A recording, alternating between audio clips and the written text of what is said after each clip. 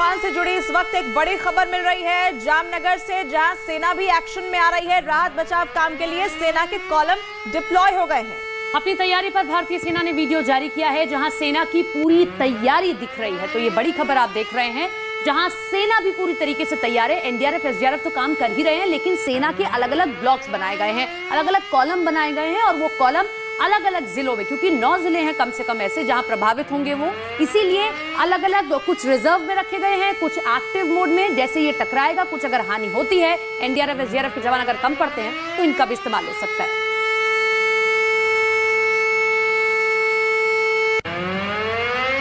तो मांडवी में जिस तरह के हालात बने हुए हैं वो बेहद हैरान और चौंकाने वाले। मैं यहाँ शहर से आपको पानी का स्तर दिखाना चाहूँगा। ये देखिए, जो आप मेरे सामने ब्रिज देख रहे हैं कैमरे की नज़र से, उसमें आप पिलर से अंदाज़ा लगा सकते हैं कि पानी किस तरह से लगातार बढ़ रहा है। यही वो आशंका है जब जो पानी है वो निचले इलाकों में पहुंच सकता है। और इस वक्त जब यहाँ मौजूद हैं तो बहुत तेज़ हवाएं यहाँ पर चल रही हैं। लगातार जो मांडवी और उसके आसपास का इलाका है, जो खासतौर से जो तटीय इलाके हैं, उन्हें खाली कराया गया है। और देखिए, मैं आपको शहर का यहाँ इस ब्रिज से माहौल दिखाना चाहता हूँ। कुछ लोग यहाँ पर आए हैं यहाँ इसको देखने के लिए। ये बताइए कि आपको डर नहीं लग रहा है कि तेज़ हवा चल रही है, पानी भी बढ़ गया है?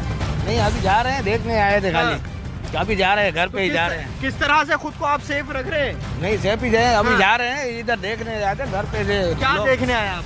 छोटे बच्चे घर पे थे, वहाँ से उठा के दूसरे घर पे। तो ये बताइए, आप यहाँ के रहने वाले हैं, क्या आप पहली बार ऐसा देखा है?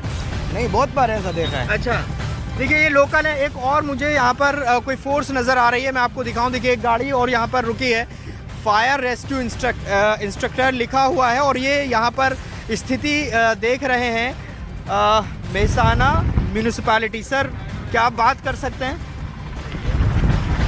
सर, फिर भी आप किस डिपार्टमेंट से हैं ये तो बताइए। Ahmedabad municipal corporation fire and क्या देखने के लिए आए हैं, क्या जायजा ले रहे हैं सर? बस यहाँ पे हमारी रेस्क्यू टीम है, वहाँ पे हम लोग देखने के लिए आ रहे हैं कि क्या काम कर रहे हैं। अच्छा, देखिए ये कह रहे हैं कि रेस्क्यू टीम है, और ये आप स्थिति देखिए, यहाँ पर पानी यहाँ आपको ज़रूर शांत नज़र आएगा, चूँकि ये एक शहर की तरफ आता हुआ पानी का हिस्सा है। लेकिन जो तटीय इलाके हैं, बहुत ज़्यादा पानी अब बढ़ रहा है, और स्थिति जो है वो मांडवी की अलग तरह से होगी, क्योंकि अब थोड़ी देर बाद जो वक्त है वो 3 से 5 बजे का वक्त बताया जा रहा है, जब ये गुजरात के तटीय इलाकों को हिट करेगा। तो ऐसे में स्थिति क्या होगी, क्योंकि शहर को बचाना बहुत ज़रूरी है, लोगों की जान बचाना बहुत ज़रूरी है। इसलिए 20 गाँव को अलग, जो निचले इलाके थे, जो नीचे इलाकों में गाँव थे, उनको सुरक्षित जगहों पर पहुंचाया गया है। वहां रहने वाले लोगों को, बहुत लोग शिफ्ट हो चुके हैं, बहुत लोग शिफ्ट हो रहे हैं,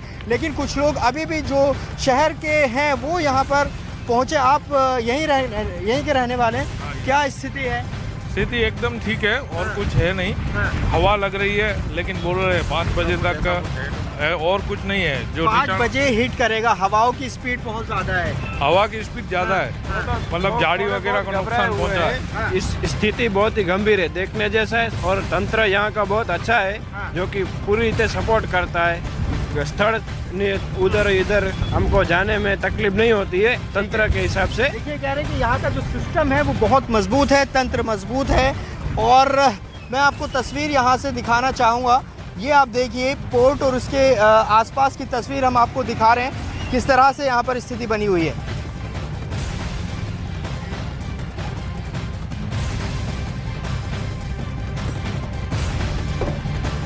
तो देखिए, तस्वीरें आप देख रहे हैं, हमारे सहयोगी ग्राउंड जीरो पर सभी अलग अलग जगहों पर मौजूद हैं, क्योंकि 5 बजे का समय है जब ये तट से टकराएगा। लेकिन उससे पहले ट्रेलर जरूर दिखाई दे रहा है। ये तेज हवाएं भी वहां लोगों का रहना, खड़े होना भी मुश्किल कर रही हैं। और तस्वीरें लगातार अलग अलग जगहों से हम आप तक पहुंचा रहे हैं। शाम 4 बजे ये तूफान टकरा सकता है, लेकिन 8 ऐसे जिले बताए जा रहे हैं जहां पर इसका ज्यादा असर होगा, और उन सभी जगहों से हमारे तमाम सहयोगी आप तक तस्वीरें पहुंचा रहे हैं। लेकिन अब डर और ये आशंका और भी ज्यादा गहराती जा रही है कि जब ये तूफान और भी ज्यादा करीब आएगा तो क्या इसका असर होगा। बिपरजॉय तूफान, जो कि अगले कुछ घंटों में ही गुजरात के तट से टकराने वाला है, उसका अब काउंटडाउन जो है वो बिल्कुल शुरू हो चुका है, क्योंकि 4 से 5 बजे का वो वक्त हो गया। तो बिपोरजॉय तूफान कुछ ही घंटों में गुजरात के तट से टकराने वाला है। ऐसे में करीब 150 किलोमीटर प्रति घंटा की रफ्तार से हवाएं चलने की संभावना है। आइए अब आपको बताते हैं कि कितनी तेज हवा चलने पर किस तरह का और कितना नुकसान हो सकता है। 40 किलोमीटर प्रति घंटे पेड़ की डालियां लहराने लग जाती हैं अगर इतनी हवा चलती है। और देखिए, इसके अलावा अगर 76 से 87 किलोमीटर प्रति घंटे की रफ्तार से हवा चले तो पेड़ की डालियां जो है वो टूट भी सकती हैं। और क्या नुकसान हो सकता है इतनी स्पीड पर? टीन शेड, छप्पर, छत जो होती है, जिनकी छप्पर की छत होती है, फोड़ भी सकती है। अब इससे ज्यादा स्पीड अगर हो जाए, 88 से लेकर 102 किलोमीटर प्रति घंटा अगर इसकी रफ्तार हो जाए तो पेड़ जो है वो जड़ से उखड़ भी सकते हैं। अब आगे बढ़िए, 103 से 117 किलोमीटर प्रति घंटे की अगर रफ्तार होती है तो भारी तबाही की आशंका है। और यही रफ्तार अगर बढ़कर 120 से 130 किलोमीटर प्रति घंटा तक पहुंच जाए तो बुनियादी स्ट्रक्चर पूरी तरह से तहस नहस हो सकते हैं। आगे बढ़ते हैं, 131 से 139 जो इसकी स्पीड बताई जा रही है वो अगर होती है तो सड़कें, पुल, मकान, बिजली के खंभों को बहुत बड़ा नुकसान हो सकता है। अब इससे ज्यादा अगर 140 से 150 किलोमीटर प्रति घंटा इसकी रफ्तार हो जाए तो प्रभावित जो इलाका है वो पूरी तरीके से तबाह हो जाता है। और यह हम आपको लगातार बता रहे हैं कि जब तूफान बिपोरजॉय तट से टकराएगा तो उसकी जो रफ्तार है 125 से 135 किलोमीटर प्रति घंटा की होने वाली है।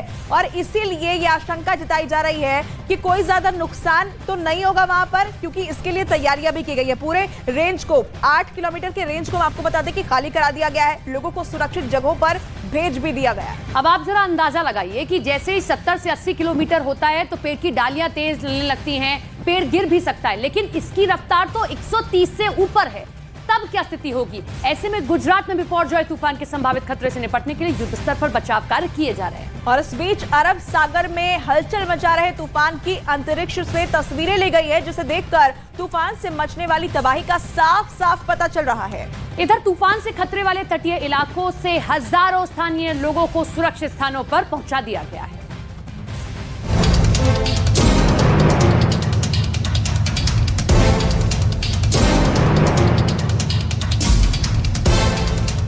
तूफान के असर से अरब सागर का नीला समंदर सफेद हो चुका है। समंदर के भीतर ऐसी हलचल मची है कि इस वक्त बड़े से बड़ा जहाज भी लहरों पर टिक नहीं पाएगा। गुजरात के तट से सैकड़ों किलोमीटर दूर समंदर में करीब 30 से 50 फीट ऊंची लहरें उठ रही हैं। ये मंजर कितना भयावह है, इसे अंतरिक्ष से कैमरे में उतारा गया। इंटरनेशनल स्पेस स्टेशन पर मौजूद अंतरिक्ष यात्रियों ने हाई रेजोल्यूशन कैमरे से अरब सागर में मची हलचल की तस्वीरें ली और उसे धरती पर भेजा। इन तस्वीरों में सैकड़ों किलोमीटर दूर तक अरब सागर का पानी साबुन के झाग जैसा नजर आ रहा था।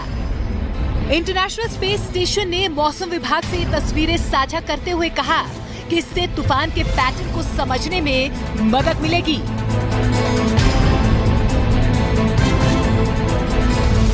हालांकि गुजरात के तट पर अभी तूफान का वैसा असर देखने को नहीं मिल रहा है जैसे कि समंदर के बीच है। गुजरात के मांडवी में तटों पर तेज हवाओं के साथ लहरें उठ रही हैं और ये हवाएं धीरे धीरे तेज होती जा रही हैं। माना जा रहा है जैसे जैसे बिपोरजॉय गुजरात की ओर बढ़ेगा वैसे वैसे हवाएं तेज होती जाएंगी, जिससे लहरें खतरनाक हो जाएंगी।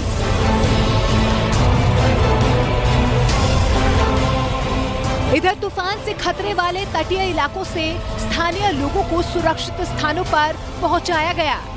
कच्छ में 34,300, जामनगर में 10,000, जूनागढ़ में 4,604, देवभूमि द्वारका में 5,035, पोरबंदर में 3,469, गिर सोमनाथ में 1,605, मोरवी में 9,243 और राजकोट में 6,089 लोगों को सुरक्षित जगहों पर पहुंचाया गया। हालांकि अभी भी कुछ लोग तूफान से प्रभावित होने वाले इलाकों में फंसे हुए पाए गए। नलिया से सटे जखो पोर्ट पर समंदर में 3 लोगों के फंसे होने की खबर मिली, जिसके बाद जखो मरीन पुलिस ने पूरे मामले की जांच शुरू की। 3 व्यक्तियों को बचाने के लिए कोस्ट गार्ड स्टेशन पर मरीन पुलिस, एनडीआरएफ और कोस्ट गार्ड की टीम ज्वाइंट ऑपरेशन में जुट गई। गुजरात में संभावित तूफान को लेकर कोस्ट गार्ड के जवान हेलीकॉप्टर से लोगों को अलर्ट करते नजर आए। तस्वीरों में दिखा कि कोस्ट गार्ड के जवान हेलीकॉप्टर से अनाउंसमेंट कर लोगों को चेतावनी देते नजर आए और संवेदनशील इलाकों को खाली करने के लिए अलर्ट किया। इधर केंद्रीय मंत्री पुरुषोत्तम रूपाला गोमती घाट पहुंचे। उन्होंने पहले स्थानीय लोगों से मुलाकात की और इलाके में घूमकर हालात का जायजा लिया। उन्होंने स्थानीय लोगों को बचकर रहने की सलाह दी और उसके बाद गोमती घाट पर पहुंचकर तूफान में लोगों की सलामती के लिए पूजा पाठ की।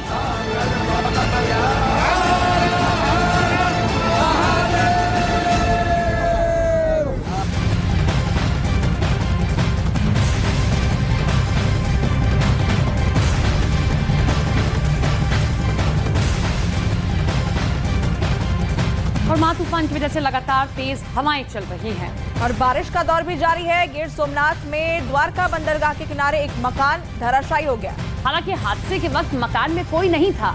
इस मकान को पहले ही खाली कराया जा चुका था। तो ये ट्रेलर जो आप देख रहे हैं इस महा तूफान का, देखिए किस तरीके से तेज लहरों से ये घर जो है वो पहले घिरा हुआ था और फिर ताश के पत्तों की तरह ढह जाता है। ये महज ट्रेलर है और यही हम कह रहे हैं कि जब ये तूफान तट से टकराएगा तो क्या तबाही मचाएगा, क्योंकि अभी तो अपना पूरा रूप इसने दिखाया नहीं है, रौद्र रूप इसने धारण नहीं किया है, लेकिन तेजी से अब ये तट की तरफ बढ़ता जा रहा है। सिर्फ 150 किलोमीटर की दूरी अब रह गई है।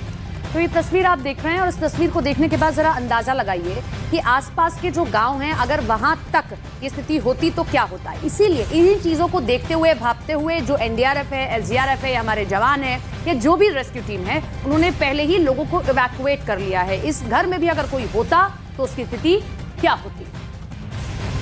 तो जो जानकारी हम आप तक पहुंचा रहे थे कि हम इसीलिए इसको ट्रेलर कह रहे हैं क्योंकि आप रौद्र रूप देख लीजिए। तस्वीरें हम आपको दिखा रहे हैं। ये द्वारका में जो इस वक्त ये रौद्र रूप है प्रकृति का, जिस तरीके से लहरें हैं उफान पर हैं, आप देखिए जिस रफ्तार से ये पानी आगे बढ़ रहा है, ये खतरे का अंदाजा इससे लगाया जा सकता है। मेरे सहयोगी विकास ठाकुर आप तक तस्वीरें पहुंचा रहे हैं। लेवल बढ़ता हुआ 150 किलोमीटर की दूरी और अब जब कुछ घंटे का समय रह गया है, उसके बाद मंजर क्या होगा, उसके बाद तस्वीर क्या होगी, उसके बाद स्थिति क्या होगी, वो अभी हम कल्पना भी नहीं कर सकते हैं।